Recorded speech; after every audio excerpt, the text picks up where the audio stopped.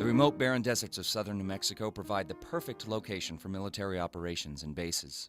Since 1865, Fort Selden has stood as a beacon of peace and now exists as an historic site, preserving the tumultuous history of our state's settlement. However, the cost of peace is never cheap, and the soldiers that called this fort home faced more adversity than what was faced on the battlefield. Nathan, what was the leading cause of injury and death to the soldiers that were stationed here?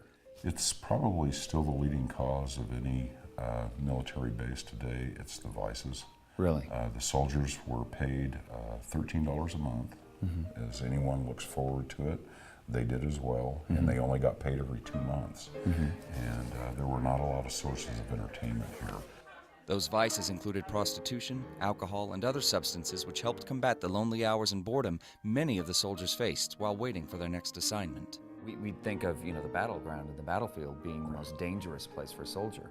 Not the case, is that right? That's not the case. There were only 3 soldiers from this post that died in engagements with Really? the Apache, but that doesn't reflect the fact that there were 5 Medal of Honor recipients that were awarded in engagements with the Apache Really? while stationed at this post. Wow.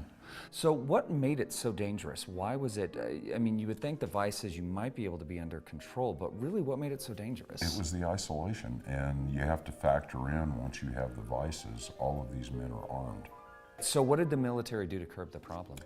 They tried to steer people towards softer events.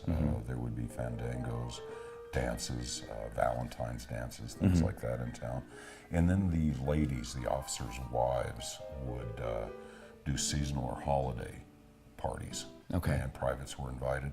Another thing that they did was baseball was extremely popular at that time. And you can read news accounts from the Mesilla paper where local teams, other posts, would play what you'd today call an intramural game. Sure. And it would be an all-day event. I mean, the parade ground would suddenly become a baseball field, and you would have picnic lunches, children. So they tried to augment. Now, did that work? Yes. Did it curb the violence? Not completely, but it did help. It helped. Correct. Okay. The fort served as home to many Buffalo soldiers after the Civil War, and even served as home to a young Douglas MacArthur when his father was post commander in the late 1880s. The fort found its use obsolete with the settlement of the West and larger posts such as Fort Bliss springing up along the transatlantic railways. However, the site still stands today as a testament and reflection of a bygone era. For more information on the Fort Selden Historic Site and the Culture Pass, head over to casa.com and explore history where it happened.